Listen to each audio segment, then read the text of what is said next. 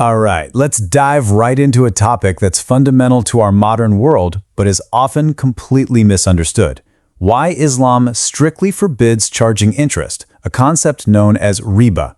And you'll see this is so much more than just a financial rule. It's a deep-seated ethical and spiritual belief. So let's unpack it. Okay, we're starting with a quote that's intentionally shocking. Let that sink in for a second. This immediately tells you that we're not talking about some minor financial preference. This is seen as one of the most spiritually destructive acts a person can commit, and it forces us to ask one central question: why? So to really get this, you need to know the key term, Reeba. The word literally means to increase or to grow. But in finance, it's very specific. It's about any guaranteed, fixed increase you get just for lending money.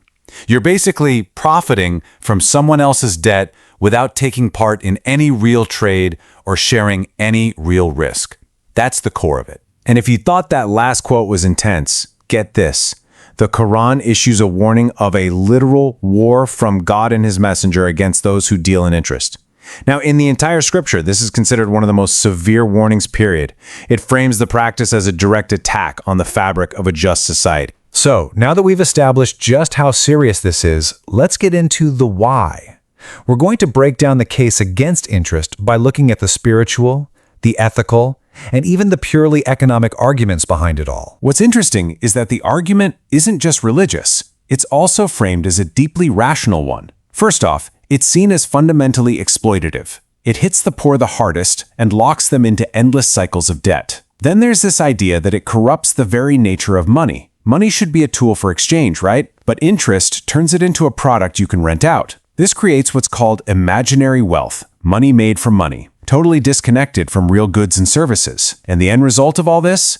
Wealth gets sucked up to the top, fueling inequality and all the problems that come with it. And if that idea of a debt cycle seems a little abstract, just think about credit cards. In the US, the average person carries about $5,000 in credit card debt. This is pointed to as a perfect example of a system where people get trapped, often paying back far more in interest than they ever borrowed in the first place. So the sources present us with these two completely opposite paths for how money should move in a society.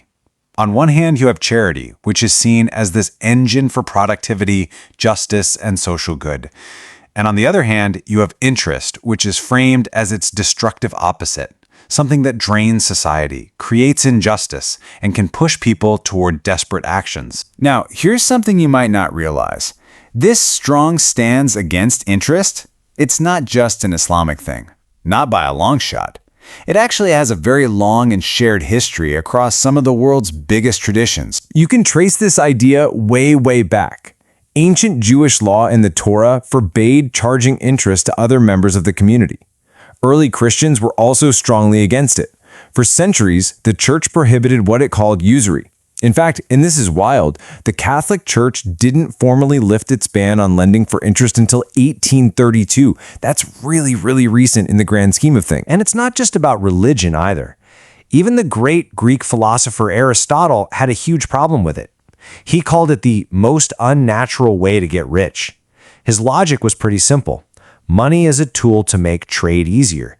It's not supposed to, breed. The idea of money making more money all by itself was, to him, a total perversion of its purpose. Okay, so this brings us to the elephant in the room, right? The big practical question.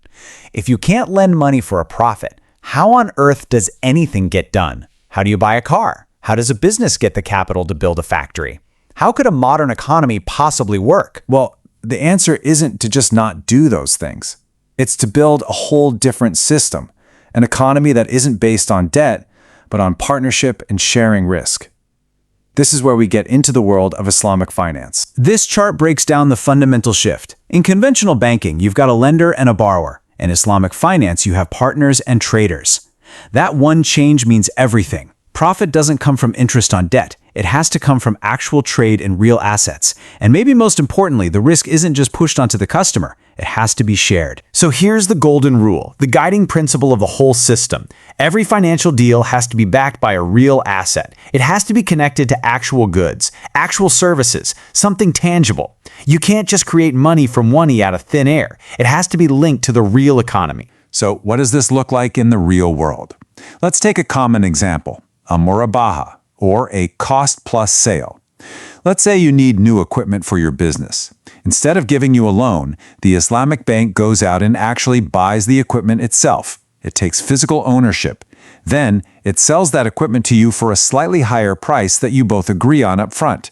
You then pay the bank back in installments. See the difference? The bank's profit came from a real sale of an asset it owned, not from charging interest on debt. And in case you're thinking this is just some niche theoretical idea, think again. This is a massive, multi-trillion-dollar global market. We're talking about everything from day-to-day banking to Islamic bonds, known as Sukuk, and even insurance, which is called Takaful. It's a fully fledged financial system running worldwide. This simple example just nails the core difference. In both cases, you make a 10 rupee profit, but how you make it is what matters. The first way, lending money and demanding more back, is just profiting from debt. That's Reeba. The second way involves a real transaction. You bought something, took on the risk of owning it, and then sold it. That's a legitimate trade. It's not about the profit number, it's about the process. So it all boils down to this one really powerful idea. Money itself is sterile. It shouldn't be able to just create more of itself. Real wealth, the sources argue, should only ever come from real productive activity. It has to come from human effort, from legitimate trade, and from sharing in both the risks and the rewards. Which leaves us with a final big question to think about. If a system where money makes money is seen as unnatural by thinkers from ancient Greece all the way through Islamic tradition, it kind of forces you to look at our whole global economy differently. In a world that is so completely built on interest, what does a truly natural and truly just way of doing business actually look like? That's a question worth pondering.